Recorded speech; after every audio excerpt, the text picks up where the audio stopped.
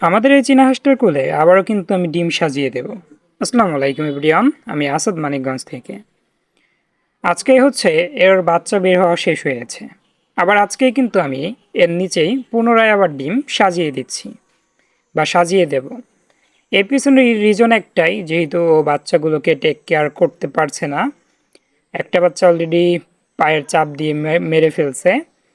আর ও কিন্তু খুব একটা যে লং সময় ডিমে তা দিয়েছে বিষয়টা কিন্তু সেরকম না।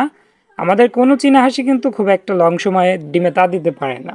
এক একজন দেখা যায় 10 থেকে 15 দিন সর্বোচ্চ, কেননা আমাদের দেখা যায় একটা হাঁস কুচে বসছে 10 দিন হয়ে গেছে, পুনরায় আবার আরেকটা চীনা হাঁস কিন্তু ডিম পাড়া শেষ করে কুচে আসছে। যে হাঁসটা হচ্ছে 10 থেকে 15 দিন ডিমে তা দিয়েছে সেই হাঁসটাকে কিন্তু আমরা কি করি, কুচে ছাড়িয়ে ফেলি। কুচে ছাড়িয়ে ফেলে ওকে আবার ডিমে রেডি করার জন্য হচ্ছে খাবার ওইভাবে মেনটেন করে দেই। আর এর পাশাপাশি যে হাঁসটা হচ্ছে নতুন কুচে আসছে ওর নিচ থেকে দেখা যায় ডিম ফুটে বাচ্চা বের হয়।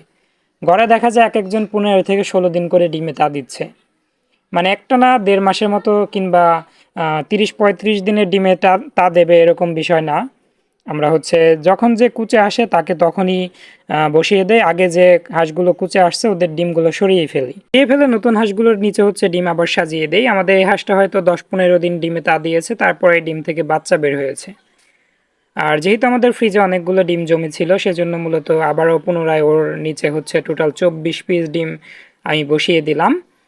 দেখা যাবে 5 থেকে 7 দিন পর পুনরায় যদি আবার কোনো হাঁস কুচে আসে তখন কি করব, ওকে আমরা সরিয়ে ফেলবো। আর দেখা যাবে ওই নতুন হাঁসটাকে হচ্ছে এই ডিমগুলোর দায়িত্ব বুঝিয়ে দেব। এতে করে দেখা যাবে 5 থেকে 7 দিন আমাদের বাচ্চাগুলো হচ্ছে আগে ডিম থেকে বের হবে।